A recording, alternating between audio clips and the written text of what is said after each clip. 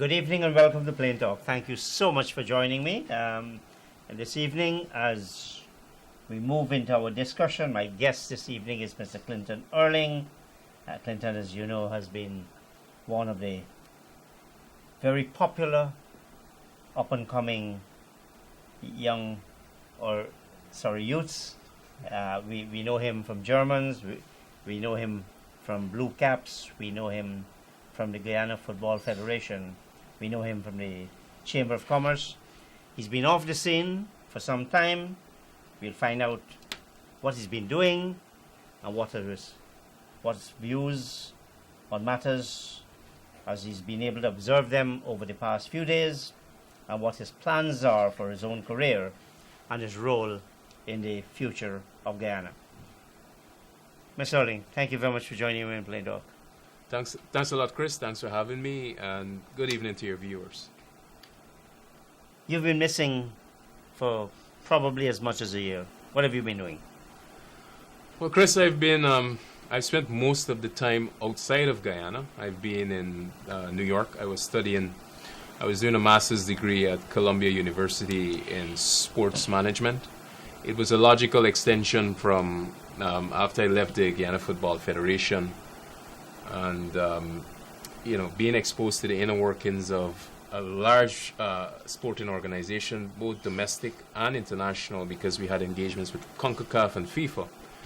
I felt this is a part that is much needed here in Guyana in terms of the skill set. We don't have many qualified sports administrators here in the country, and you look around the landscape, you see some of the sports organizations in real trouble. So I decided to do a master's degree and return home, and hopefully someday I can put that skill set to use here in some capacity. Other than your being called upon by the International Football Federation to assist in bringing some kind of order into football, and I don't say this disparagingly, you've not been known as for your embrace of sporting activities, either as a participant or an administrator. Not as a participant, not as an administrator. The most before going to the Guyana Football Federation was maybe sponsorship from the company level. Germans, we would always sponsor athletes, sponsor teams and leagues here in Guyana. But being drawn to sports management, I've been doing management for almost 18 years formally. But even before that, my dad had the restaurant, is 58 years old. So I've been exposed to management from a very early young age. And that continued when my dad passed away, and at the age of 19, I've been managing the company. It's been 18 years now.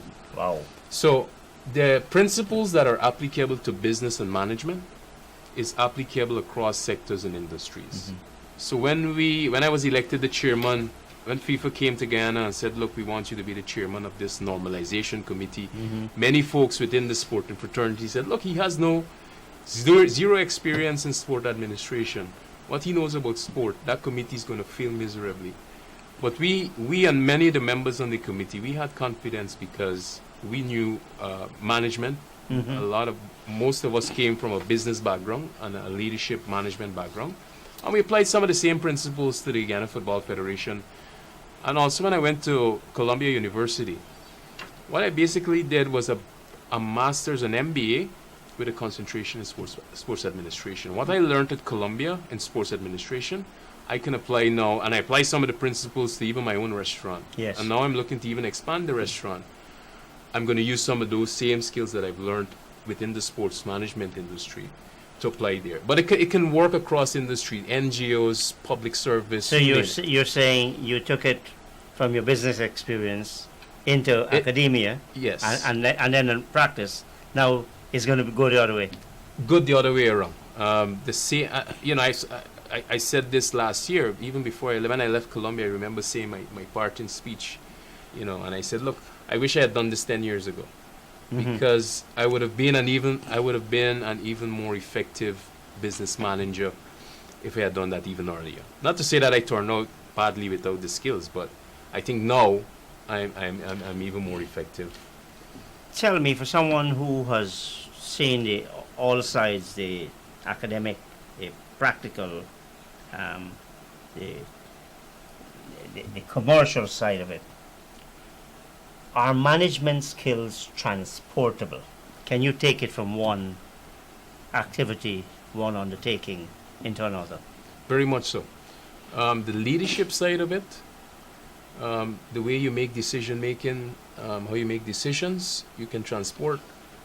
Importantly, the finance, knowing your numbers. Mm-hmm. Those principles are across industries, across sectors. How you set up and implement different processes.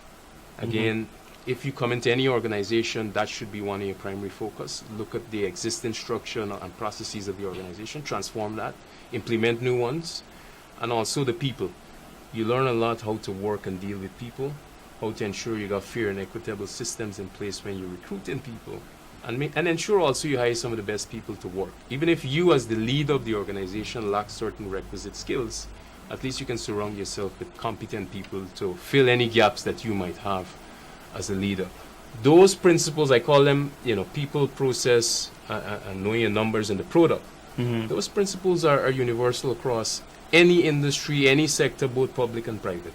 On the question of people, sportsmen, sportswomen tend to be, they have their own style, their own preferences, their own sometimes extremely inflated egos. Yeah.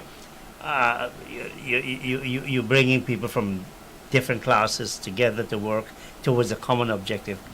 How do you deal with? We've had problems. Brian Lara, for example. Yeah. Lots of people praise him as the greatest we've had. Maybe Sobers wouldn't like to hear that, but yet he was also extremely unique in his own way, and maybe egotistical in another. Yeah, you've heard all those things about not just Brian, but most sports athletes. But Chris, for me, I don't take a fixed or a structured view of every sporting situation. It's different here in Guyana. It's different in the U.S. I've been exposed to some of the biggest. I did an internship for 4 months at the largest rugby organization in the U.S. If you go to Europe, you go to China now, who's becoming a big sporting powerhouse. In every context, it's different in terms of how you manage all these individual personalities and so forth. The important thing is for coaches and administrators to The understand. team, yes. Yeah. And the psychologists and Yes, all. and they have to understand, though, we're living in different times. The old models that old coaches used to use, they're not applicable today. Columbia University has, it's not one of the, it's an Ivy League school, and the Ivy League program is not one of the best in the U.S. in terms of sports. Mm-hmm. But I remember Columbia is interviewing good for journalism, is it? one of the best in Yes, the U.S. yeah. But I remember interviewing one of the head coach of the men's basketball team, and he's old school Italian guy, principal, but he has had to learn to adopt his management leadership style to deal with these youngsters today who come up in a totally different world, exposed to social media. They want to listen to their earphones, their music. Yeah. And he has to find creative ways to work with them, manage their egos, and still get the message across and be effective. That big stick approach to the past is something of the past. And even here in Guyana, though, some of the principles I learned there, some we can't apply here. It's a whole different context, and over there's resources available that our administrators, our coaches don't have. Yes. And they have to learn to work without those and still be effective. So I would say, look, it takes a contextual view for us to do an analysis. Again, this is management principles. You come into any organization, anything, see what's the existing, how could we change it and make it more effective, and implement those. Same way dealing with your players. And but one of the cornerstone in terms of management is to say, look, these are our standards, these are our procedures and our processes, and we expect you to follow them. And if you don't follow them, there are consequences. You got to be a team player. Yeah. If you can't be a team player, you can't follow and fit in the processes, you probably should not be playing the sport. Yeah. And you have to set that. You have to set that from. You have to set that from up front. Yeah. Yeah. You can't spring a surprise on the athletes and then say, when they go out and their egos and they party too much, and then say, let them know beforehand, these are our expectations. So you've completed the program, I've completed the program. and you're coming back. You're back. I'm back. I'll be spending most of my time between Guyana and New York. We're also exploring the possibility, strong possibility, of opening a German's restaurant in New York. We're looking in the Little Guyana area. You know, we're successful here in the real Guyana, the big Guyana here, and there's a Richmond Hill in Queens. There's the Little Guyana, so we want to have a presence there, and maybe a presence also in Brooklyn pretty soon too. Wow. Before you left, you were very prominent in this organization, Blue Caps. Yeah. You were seen as a leader. Yeah. Primus inter pares, force among equals, dynamic, role model. What's your relationship with Blue Caps, and why are we not hearing much about that organization? Chris, one of the main aims of Blue Caps, and one of the things we did, we had a program we used to call the Leadership in Society, where we went to different communities and we taught young people, young upcoming leaders of groups and so forth, leadership skills. Mm-hmm. And when I left Blue Caps, we had a board in place and we had a system where when any member of the executive left, how we replaced those executives. I was replaced. We had a new. I think they had in elections. They had a new president, and a new vice president, so forth. I was expecting lots from Blue Caps, the members who took it over, because it wasn't just me. It was an organization of very dynamic people, and some of these guys and girls belonged to other organizations, and I was expecting them to really take up the mantle, because we started on a good platform. We had good momentum going. I left to go and pursue political goals and political goals, expecting the organization to carry on from the civil society standpoint. Because I always said it. When I used to be the chairman there, I said to everybody, look, this organization will remain a civil society NGO based on youth leadership training and advocacy, public advocacy. If you ask me now what's going on with the organization, I know they have not met anytime recent. I've not heard or seen any correspondence from the group. It is something that is worth exploring to see what's happening there and see if we can revitalize and see if we can make the organization. So do you have a role in the organization, sir? I have no role. None. Because I stepped down. I'm still a member. Mm-hmm. Just an ordinary member of the organization, but in terms of the executive committee, I have no role or say there. When you commented just now, you left and you went into politics. Did I detect a tinge of disappointment about both matters, leaving Blue Caps, getting involved in politics? No disappointment. The disappointment might be looking back, maybe Blue Caps not functioning today. Mm-hmm. Decisions I make, whether they turn out to be good ones or maybe a misjudgment, I don't dwell too much on the past. I'm an individual who's always looking forward and always looking at opportunities and creating opportunities for the future.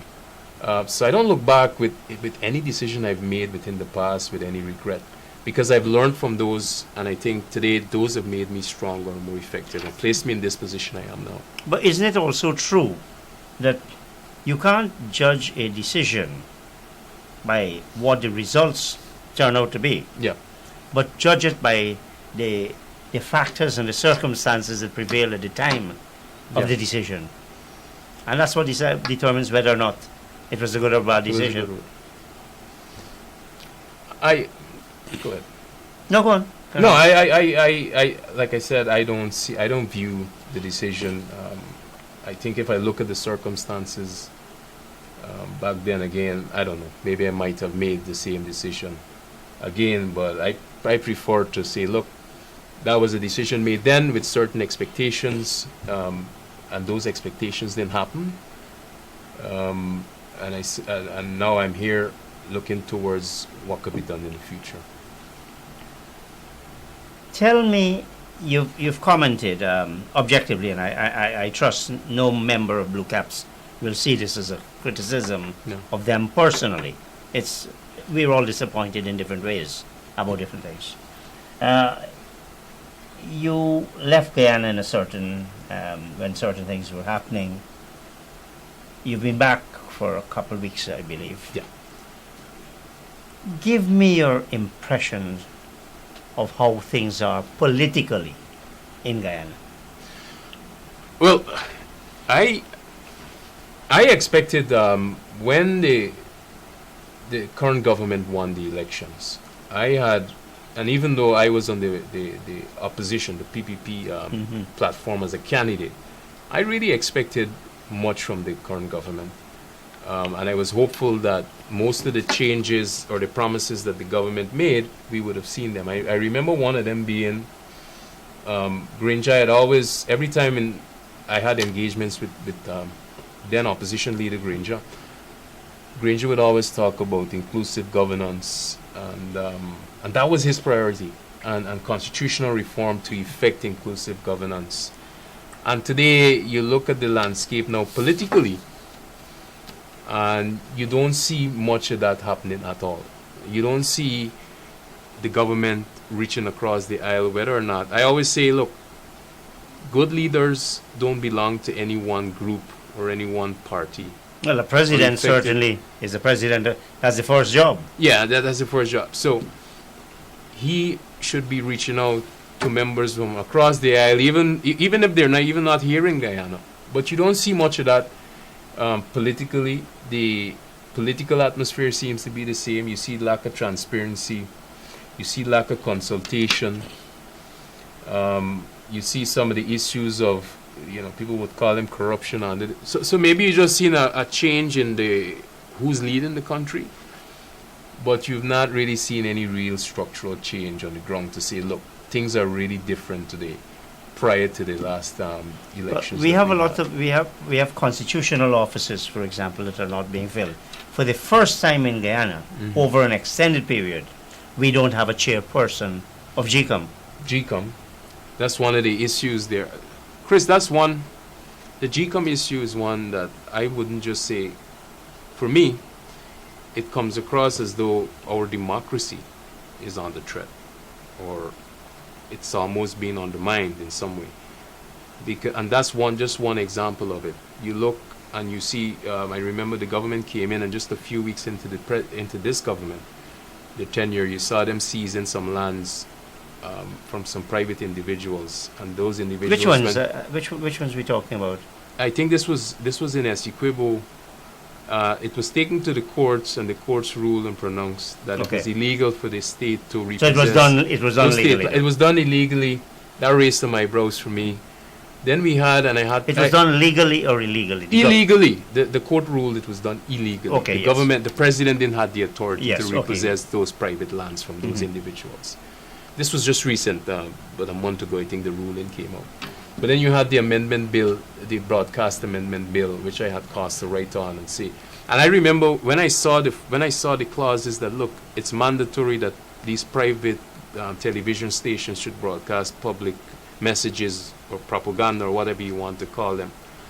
I remember saying, this is outrageous. And I went to Facebook to vent. Yeah. And thinking that come tomorrow you'll see outrage in terms of the public. I got maybe 2 likes on Facebook. You get maligned. Yeah, 2 likes. A lot of people are seeing these things happening, and they're ignoring some of these issues until it comes back to affect them. But you see that, you see the amendment bill there, you see things with sidestepping of the procurement commission,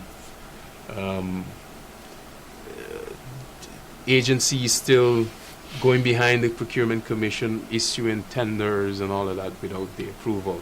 So you see some authoritarian manifestations or instincts rearing its head.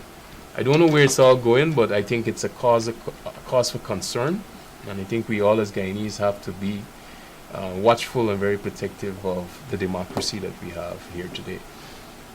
Now, as you said, you probably have got to split your time between New York and Guyana, and that's not an easy thing to do, because I've never run I may have run a business. I ran Tower for about 5 years. Yeah. But matters of kitchen management, it requires constant oversight. You only want to mess up once, and you can be in trouble.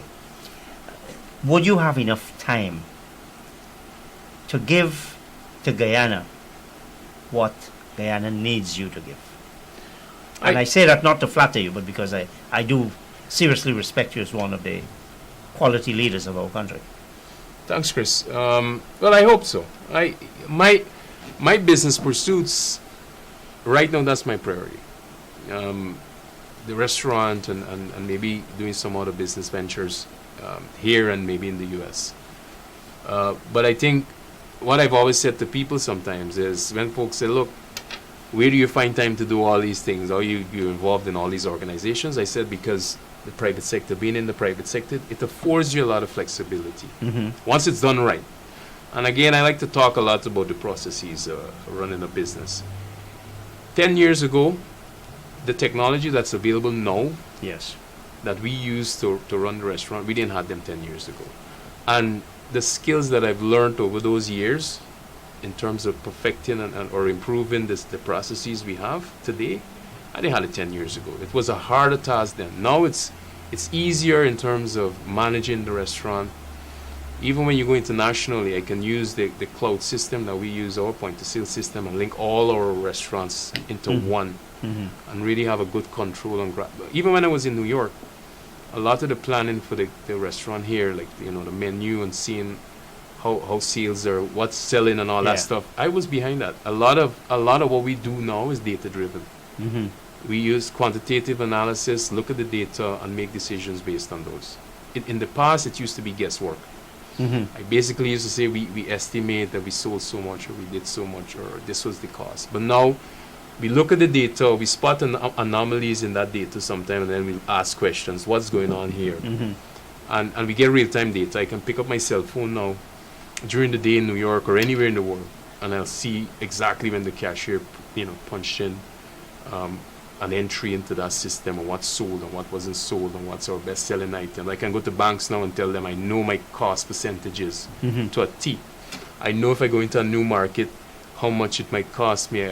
Things I didn't know 10 years. So it's easier now using the technology.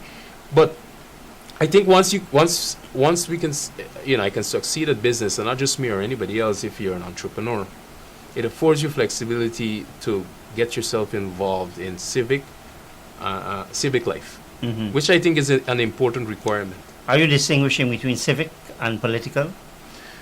It's the same. I see civic and political life as the same. So you're saying that you are back in civic and political life? Oh yes, Chris, I've never left political life. Even when I joined the PPP platform, and then I criticized the party for not replacing Jagdeo as leader of the party, and people saw me come off the scene. Everybody said, you finished with Paul, or you made a mistake. I told people, look, I'm young. The president is twice my age. I look in the US, you see both Trump and Hillary, they were twice my age. So for me, this was always was and always will be a long-term game for me. So I'm there for the best interest of the people of Guyana. And whether it's doing it from a formal political standpoint or through civil society, NGO groupings, I will continue to participate. You don't rule out either one? I don't rule out either one at any time at all. Yeah, in fact, I'll say those will always be part of my arsenal until I decide to give it up. One of the things I've always learned is that, people in society give away their power when the governments, their power is very tenuous, Chris, and it depends a lot on the obedience of people. Yes. And people just going along. But you see, once the people raise their awareness and consciousness, and they start to do we call civil disobedience, when governments aren't functioning the way the expectations that you put them in to do, that's when governments start to realize where the real power lies. Not in them, but more within the people. So if I give up my power, Chris, to speak out, to be involved in what's happening in the discourse, well, then I'm saying I'm powerless, and those politicians that we elect, those are the only ones who decide what's the future of this country. Maybe one might even say that you've abdicated your responsibility to your country and to make it a better place? Precisely. Yeah, if you abdicate the responsibility, and it's mind-boggling to me that more people don't get out and get involved. And you always see those same people sit on the sidelines and they stay quiet, those are the same ones who will be the first to come out and complain and criticize. We saw a movement just happen with the parking meters. Yes. You had a strong push for that because it really hurt Yes. the bottom line for a lot of people. And you saw how effective that movement was. Mm-hmm. I'm seeing recent development looks as though they'll have to again organize and agitate more. But Regroup. if nobody had decided that, look, we're going to get involved in some form of civil disobedience here against this parking meter, Chris, probably half of the businesses in Georgetown would have been closed and shut down by now. Mm-hmm. Because I can tell you, the effects of that thing hurt everybody, even those businesses who did not have the parking meters already installed in front of their place of business. It affected the entire Georgetown. You raise an interesting point there, but you've lived in other countries where parking meters are a normal part of commercial organization. Yes, yeah. Look, I have no issues with parking meters or any initiative. All I'm saying to government or to anyone who wants to lead any organization, and I see government as just another organization. We talk about management. Yes. You have to do an analysis, an assessment, a diagnostics of every situation. No one cap does not fit all.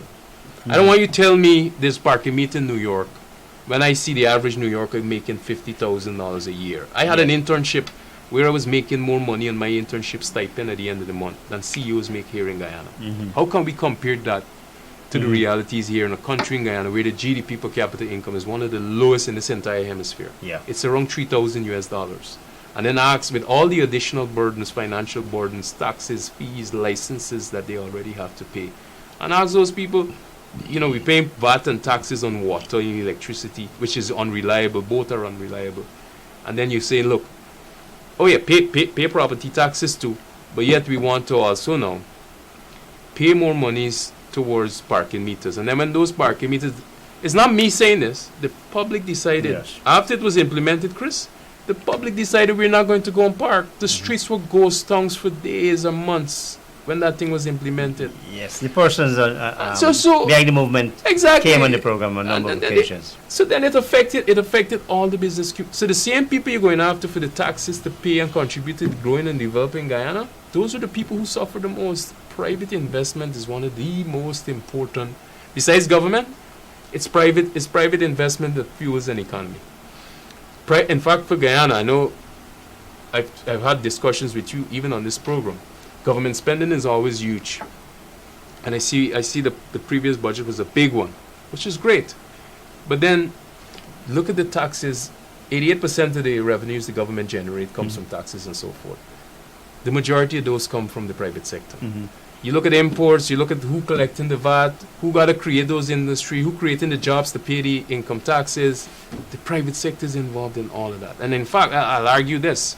Part of the reason why we're seeing a flat economy now, or a pancake economy now, is because of the lack of private investment and entrepreneurship generation within the country currently. And a lot of it is being fueled by the fear of low returns on investment. And that's why a lot of the private sector companies are not. They're hesitant to invest. Some are just playing a wait and see game. There's high optimism that, look, come 2020 and beyond, when oil is here in Guyana, we look to invest. But if the private, and people are cutting jobs, businesses are slowed down.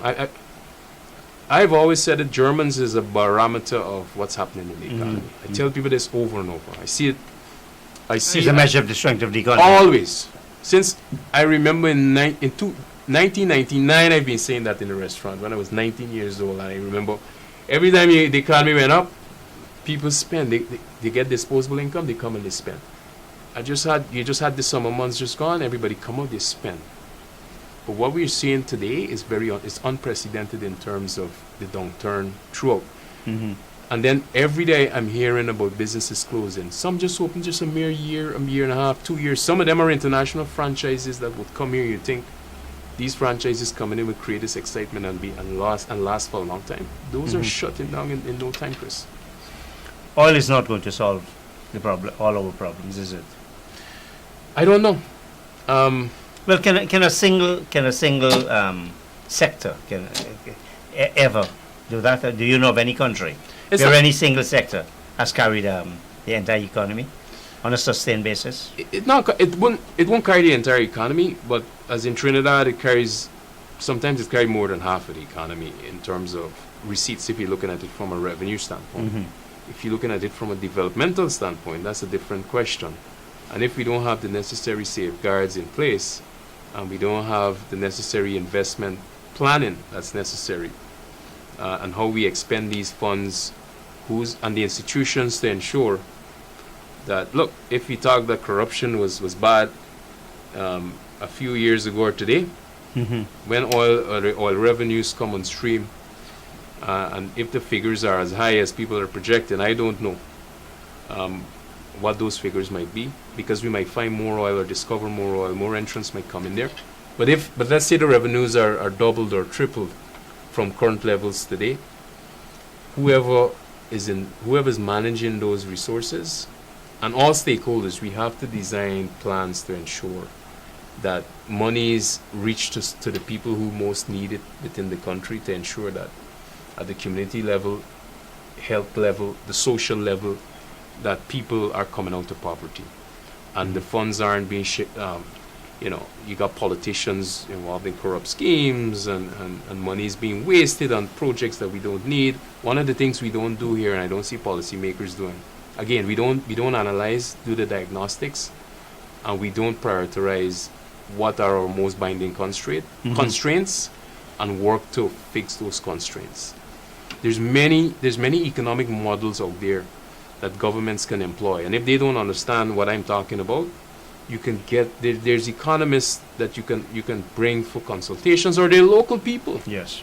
right here with the requisite expertise, who can tell you how to do a growth diagnostics tree, a model to assess where the economy is. Yes. And it always involves, through Chris, consultations, meeting with the various stakeholders. Whether you like the stakeholders or not, the reality is you have to meet with them. You have to meet with them meaningfully. Not just a window dress meeting. You have to listen, and then you go back and you articulate, these are the areas we need to focus on. Prioritize those.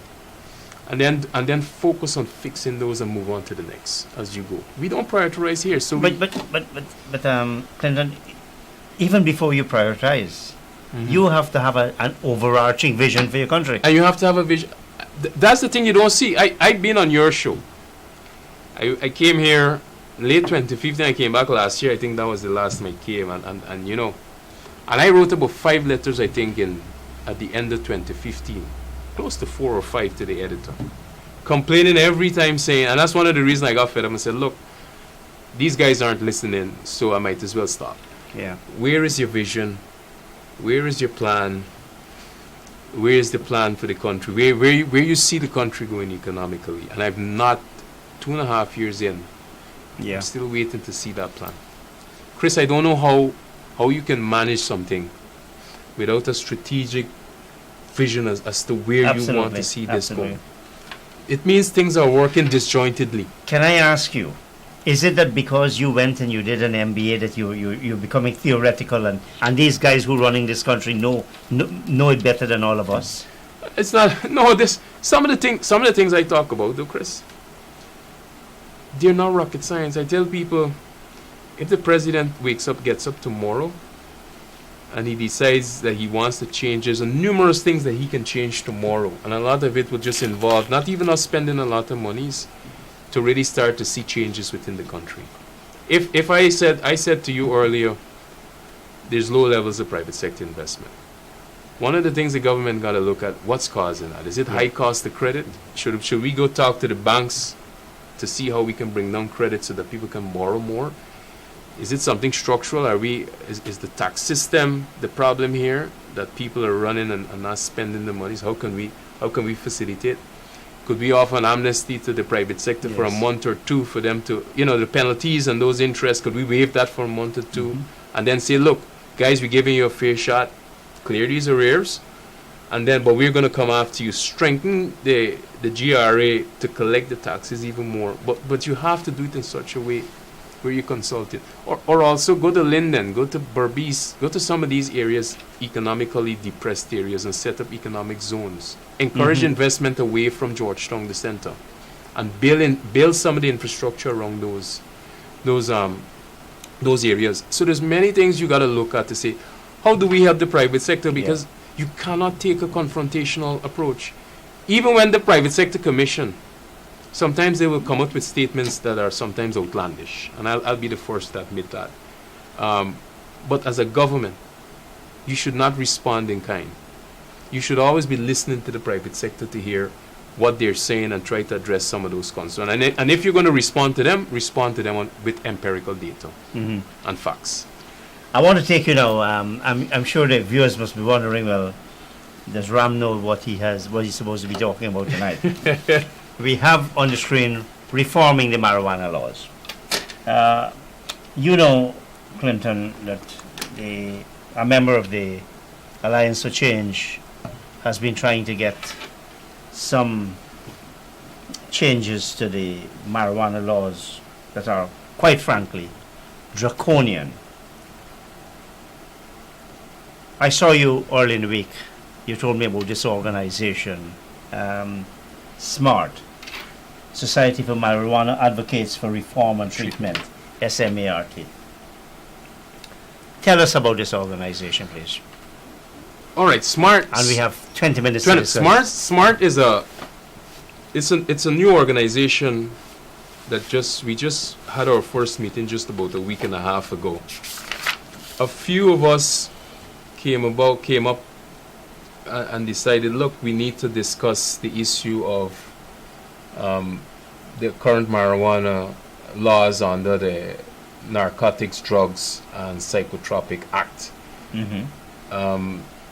Because we all felt that it was in fact severe in terms of the punishments that were contained in that act. And we've seen recently many cases and many letters and outcry from the public about the incarceration of folks for very small amounts of marijuana, a joint. Some people call it a roach.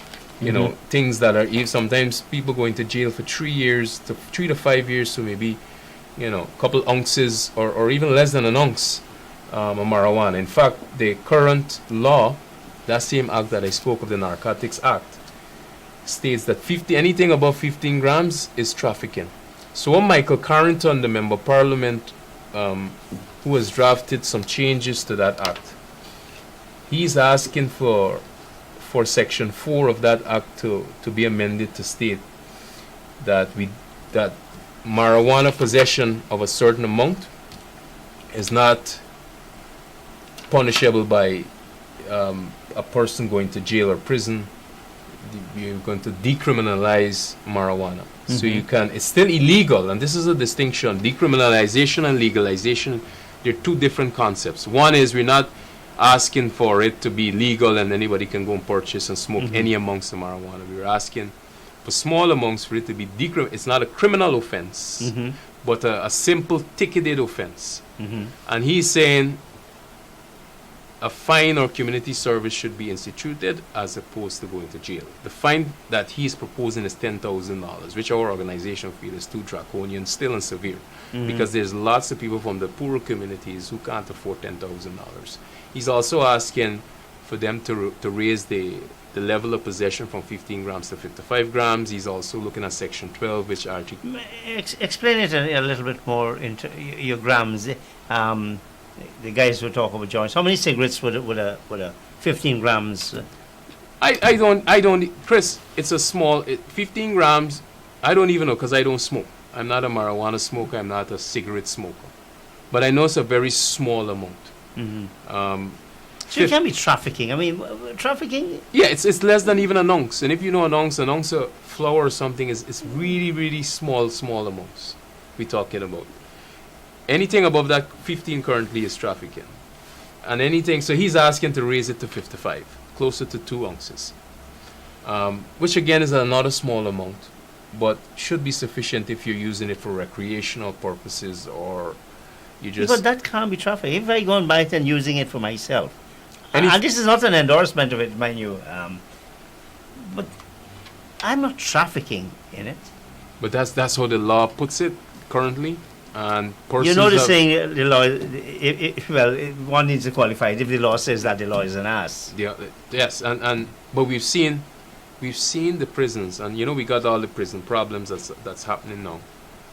We've seen many young people, a disproportionate amount coming from Yes. poorer families and poorer communities. It's a bit of a class issue, isn't it? It is a Because class issue.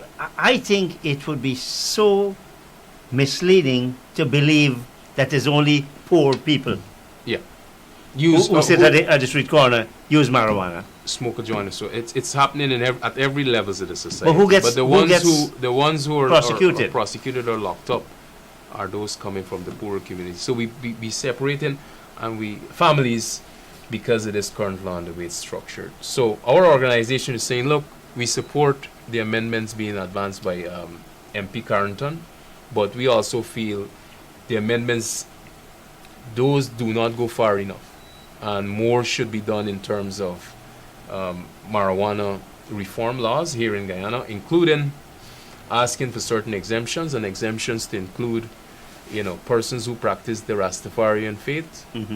So that's on religious grounds. On religious It grounds, should be relaxed as yes, for them to host events based on the Rastafarian faith, religious grounds. Also for scientific purposes, the University of Guyana to do research, to do studies Yes. on the benefits of it, or even the negatives of it. And also on the, we talk about medicine now, or the medical grounds, where it has been shown that the properties in marijuana, it's beneficial for many ailments. And it's not just anecdotal. You're seeing in the U.S., there are legal pharmacies that people can go and buy marijuana or marijuana. Yeah, not only the products. US. Across the Netherlands, Canada. Netherlands, Canada, South Africa. But you're seeing examples of that. So we're saying those, and a lot of these, what we're calling for, in fact, in Jamaica, we're following the Jamaican model, because Jamaica, it's also not legal, and they've not legalized marijuana use. Have they decriminalized it? They've decriminalized it. So there's a reason why everybody's going towards decriminalization as opposed to outright saying, look, anything under 2 ounces is legal, is because there's international obligations. You sign on to they sign on to a UN Convention on Narcotics, which prohibits these substances. And if countries violate that, there's certain consequences if a member state, a senior member state, is to bring a case against those countries. And then, you can face a whole host of fines and sanctions and so forth. So countries are saying, look, to skirt around that, decriminalize it, at least. You mentioned that there are positive benefits, medical, dietary, perhaps, other health issues. Are you taking sufficient note of the negatives that maybe the scientific community has not been able to come out on either side of the divide about the harm or the value That's why, of marijuana? yes, Chris, that's why the way the state views and why we have the prohibition against marijuana, it's not on neutral grounds in terms, they're not being neutral when they establish these laws. A lot of it is done on moral and ethical grounds, because the science is inconclusive for them to say unequivocally that, look, here in every study, 100% of the studies, or the majority of these studies, we see the negative effects of it. Yes. But even in cases if there are negative effects, and they are in some instances where persons can become addicted to this narcotic, what we're also asking and calling for is for the establishment of the treatment centers here in Guyana. In fact, the same Narcotics Act that I spoke of, the Narcotics, Drugs and Psychotropic Act here in Guyana, calls for the establishment of certain rehab centers. And we don't have them. We have about 5 or 6 sections of the law, Chris, that states all the different things. A fund should be established. We should establish the centers. An advisory council on rehab should be established. None of those funds raised should be allocated annually to the treatment of those. So, in cases where, let's say, there's an overwhelming negative effect of marijuana usage, because of decriminalization. We should have certain mechanisms in place to ensure that we capture those folks and there's treatment available. But let's look empirically to societies. In the U.S., we have outright legalization. Mm-hmm. Not Federally. In the U.S., because in the U.S. they've been able to get away, states at the local level, yes. they've been able to get away with outright legalization because at the federal level, the government has not done so. Mm-hmm. And once the government has not done so, the federal No level, violation. no international violation. Yes. So here are societies where it's outright legal, not Mhm. just decriminalized Yes. and small amounts. You can smoke how much you want. Mm-hmm. Ohio, for instance, if you go check the data, and I implore anyone to check it, see the effects of it. I think they've had it there 2 years now or so. Yes. Is that enough? They've been able to. Is that enough? They've been able. Because you would probably say about cigarettes, 2 years would be too short a time to know. It might be too short. harmful. It might. I don't know how long it is. I think it's 2, but it might be more. Mm-hmm. But there's other states also. But the overwhelming majority, what I've seen, when they've reviewed, they've generated economic activities within taxes. They've raised funds and taxes. In fact, they've said that the whole smoking or the consumption of marijuana has either remained the same or gone down. I think there's a big novelty aspect of it once you make something illegal. You had prohibition for The alcohol thrill, in the the U.S. thrill. in a couple of years, in the 20s, Yeah. the early 30s. And everybody went crazy for it. But then afterwards, when the novelty wears off. So there you've not seen, and then you've not seen the society degrade to some level because it's outright legal. In Mhm. Washington, D.C., it's legal. Las Vegas just turned it legal. And what you've seen is creativity in terms of the commerce and the economic potential that this can create, an industry. Yes. And then there's hemp also, which is some derivative of it that comes from it, and it's another big industry Mhm. globally.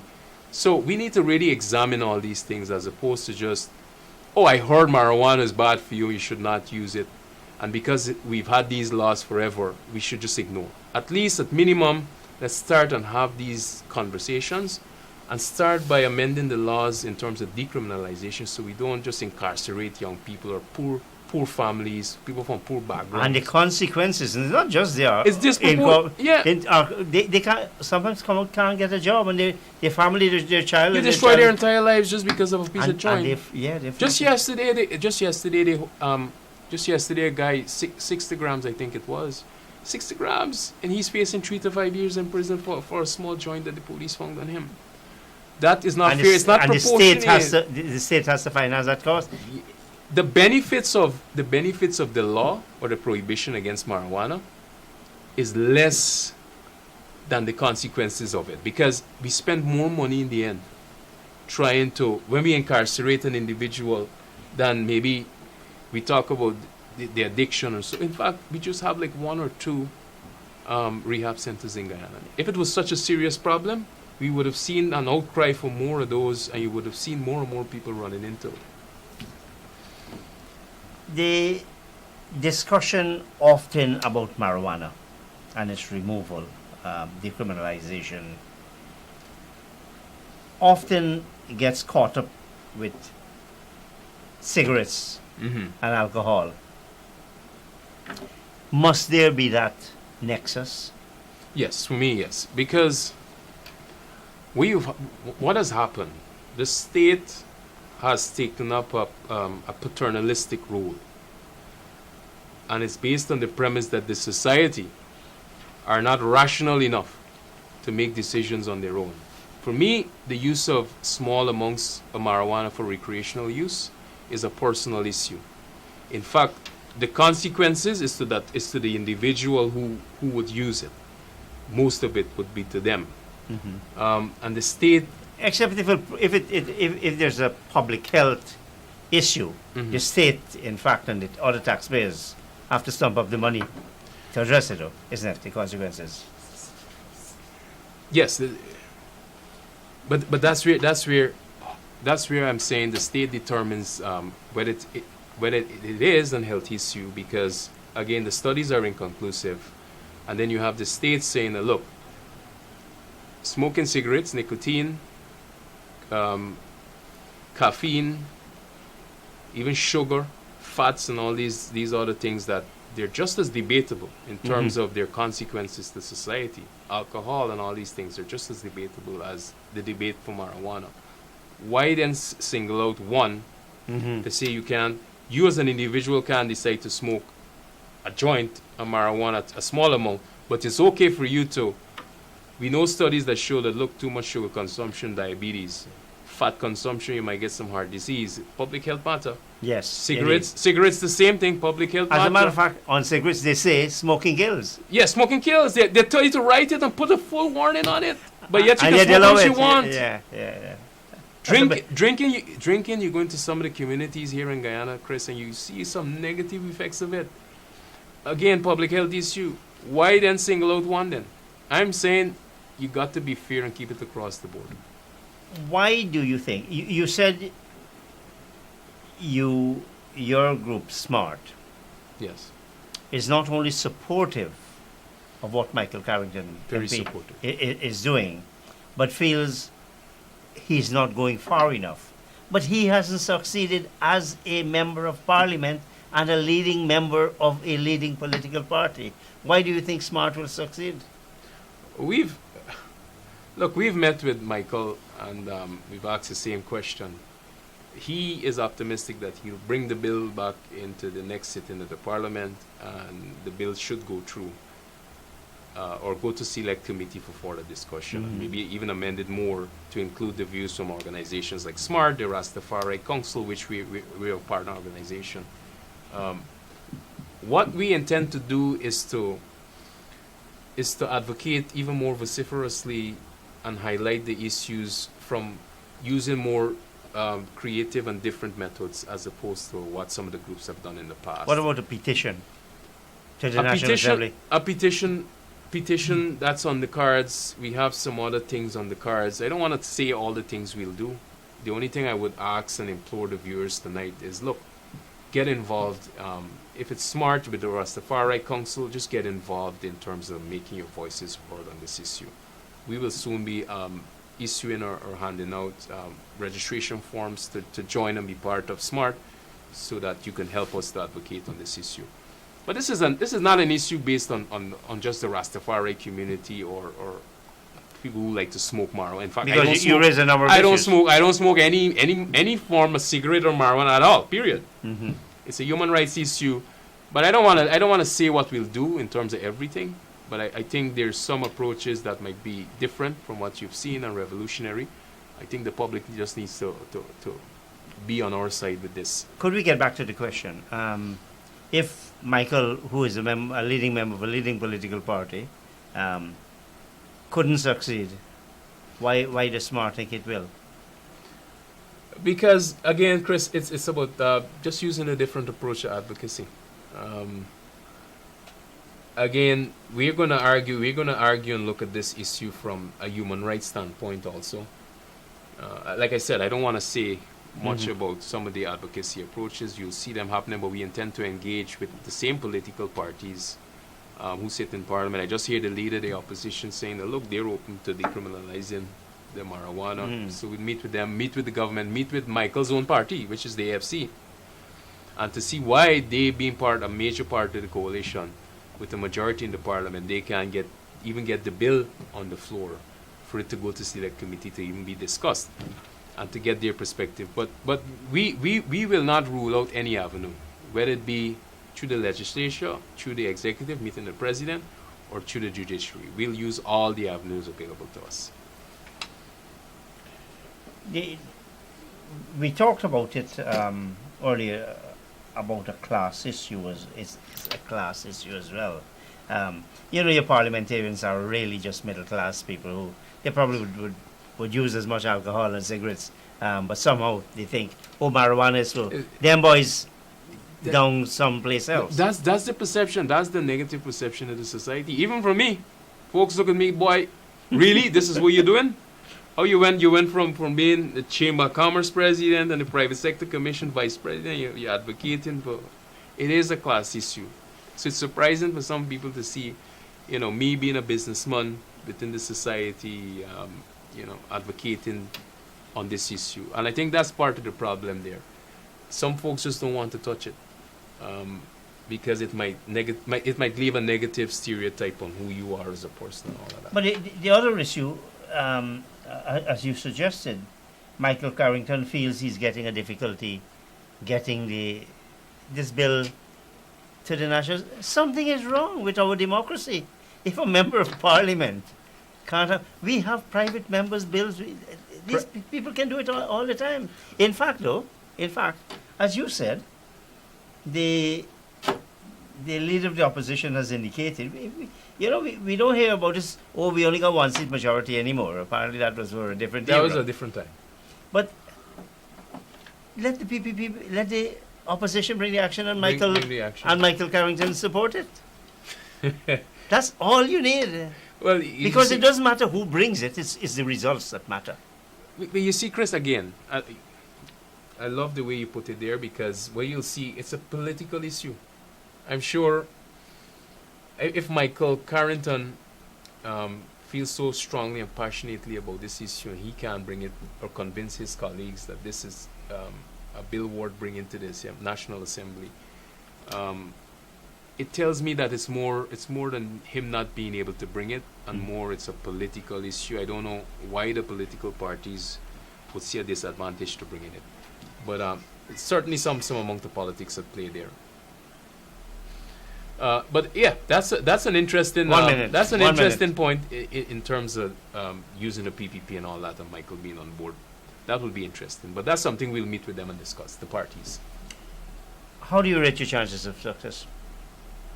Particularly as you move closer to elections and people want the votes of persons. Because it's also a political issue from your side as well. From our side, I think our chances of success is very high. I think this is an issue whose time has come, and I think once we have some momentum behind it, and folks coming on board and organizing, we intend to do community outreaches and all that stuff. The politicians will recognize this as an important issue. Jagdio making that statement already tells you that you're going to see some reaction from the other side to say, look, we need to get on board with this. In fact, the last election, it was a major issue. And I'll tell you, a lot of the current government, their supporters are saying, hey, you promised us this. Yeah. And they have it on record and not fulfilling that promise. So come the next elections, you can't come and say, oh, we'll do it. People will remind Credibility. you the last time, you promised us the same thing 5 years ago. Mr. Glendon Rowling, it's really been a pleasure having you again, and I hope whenever you drop into Guyana to see us, and I know we do need you here. I'll be here. And you're always welcome. Other members of SMART, I'd love to continue this conversation. Definitely, because I think it's so have relevant. them here. Yes. So thank you once again. It's great having you. Thanks. Operators and viewers, thank you. Good night. See you next week. Oh yeah, the guys would glad.